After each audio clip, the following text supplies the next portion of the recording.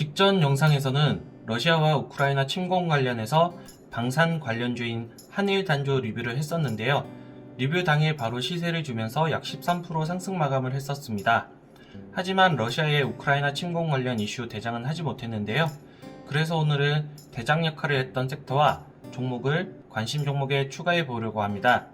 최근 주식을 하셨던 분들이라면 모두 알고 계실 미래생명자원이라는 종목인데요. 앞으로의 대응 방법에 대해서 같이 살펴보러 가시죠.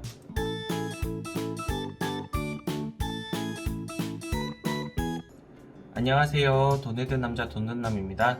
오늘은 러시아의 우크라이나 침공 관련해서 지수 하락 시 해지 역할을 할 수 있는 섹터인 식품 사료 관련주를 살펴볼까 합니다. 종목 리뷰를 하기에 앞서 먼저 해지 역할을 할 수 있는 섹터를 간단하게 정리해보면 대표적으로 방산, 식품, 원유, 천연가스 이렇게 크게 4가지로 분류해 볼 수 있겠습니다. 방산은 전쟁이 시작되었을 때 실질적으로 전쟁에 사용되는 무기와 관련된 섹터라고 생각하시면 되겠고, 식품의 경우 전쟁이 발생하면 군사적으로는 보급과 직접적인 연관이 되며 시민들 입장에서는 전쟁 기간 동안 식자재를 구하기 어려울 수 있으므로 식량을 비축해두기 위한 일시적인 식품 사재기, 즉 식량 품귀 현상이 나타날 수 있습니다. 그리고 원유의 경우 전쟁에 사용되는 전투기나 전차 등을 움직이기 위한 연료로 사용되기 때문에 전쟁 관련 섹터로 분류될 수 있고, 마지막으로 천연가스의 경우 러시아에 많은 양이 매장되어 있고 현재 대규모 생산 중인 러시아가 전쟁의 한 가지 무기로 사용될 수 있기 때문에 러시아의 우크라이나 침공 관련 해지 섹터로 분류할 수 있겠습니다. 그리고 섹터들 간의 관련 종목들은 이렇게 표로 정리해 두었으니 필요하신 분들이 계시다면 화면을 잠시 정지하셔서 관련 종목 정리해 두시면 매매하시는데 한결 도움이 되실 거라 생각됩니다.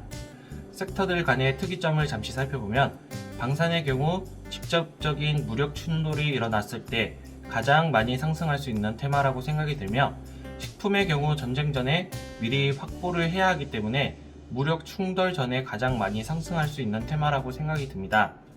최근 식자재 가격 상승, 즉 인플레이션과 더해져 지난주 금요일의 상한가와 더불어 관련 섹터 종목군이 전체적으로 상승했다고 생각합니다. 원유의 가격도 식품과 마찬가지라고 생각하며 천연가스의 경우 방산과 마찬가지로 무력 충돌 이후 더 많이 상승할 수 있는 섹터라고 생각합니다. 상승 이슈 재료에 대해서는 이 정도로 살펴보고 다음으로 차트를 살펴보겠습니다.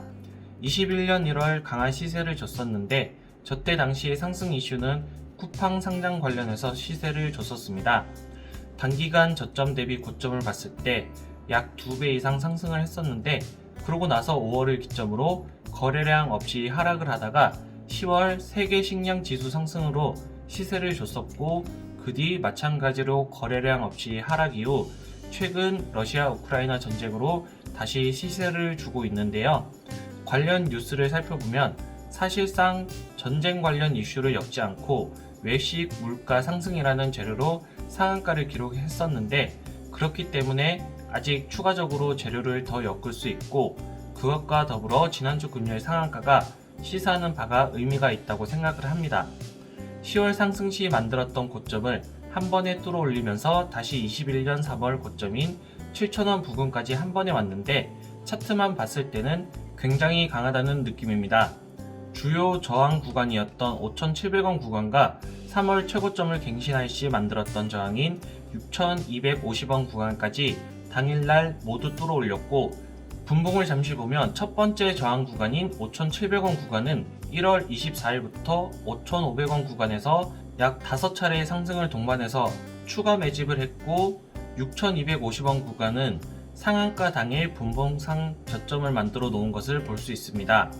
그 외에 일봉상 특이점을 살펴보면 3월에 만들어 놓은 고점을 넘어선다고 하면 역사적 신고가였던 8,990원을 도전해볼 만한데, 이때의 움직임이 굉장히 중요할 것으로 생각이 됩니다.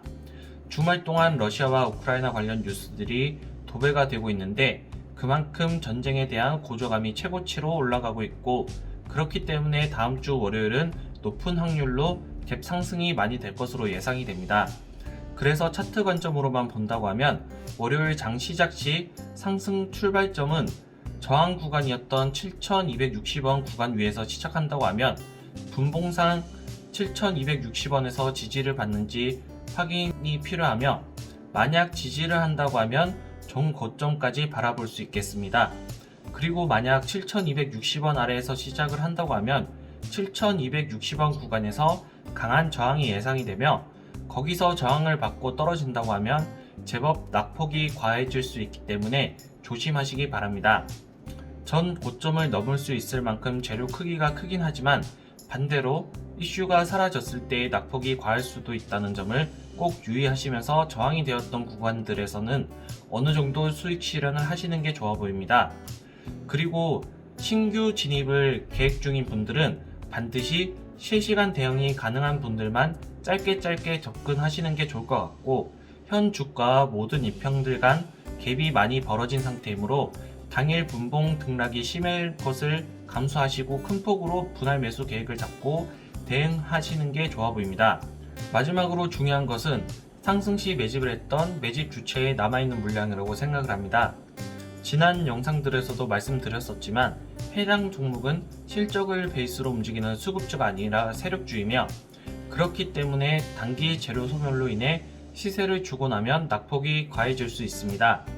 때문에 세력주는 세력들이 어느 정도로 올릴지에 대해서 생각해 볼 수 있는 게 물량이라고 생각하며, 따라서 주가를 움직이는 세력에 남아있는 물량이 중요한데, 잠시 흐름상 상승 주체가 누구인지를 살펴보겠습니다.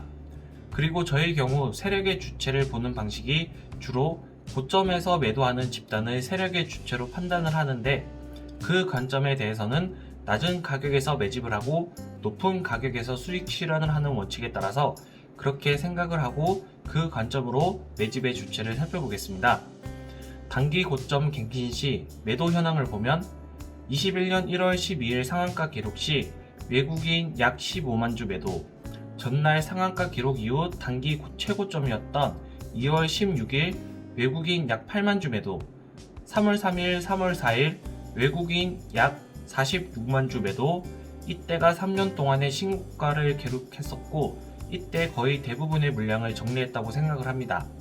그리고 다음 쌍봉 자리는 그때그때의 상황에 따라 매집의 주체에 상관없이 상승을 하고 나서 그 이후 하락을 시작하죠.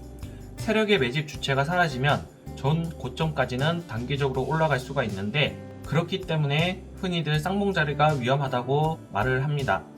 그 이후 상한가를 기록한 10월 14일, 15일 외국인 매도 약 21만 주, 그 뒤 단기 박스 최고점 낙폭이 나온 11월 11일 외국인 매도 약 8만 주, 마지막 최근을 살펴보면 상한가를 기록한 22년 1월 24일 외국인 매도 약 27만 주, 그리고 5,000원 라운드 피겨를 남긴 2월 4일 외국인 매도 약 13만 주까지 과거 흐름상 세력 매집의 주체는 외국인으로 보이며, 최근 3개월간 매집 물량을 보면 아직 14만 주 가량이 남아있는데, 이 물량이 정리되는 시점이 최고점과 근접하다고 생각할 수 있겠습니다.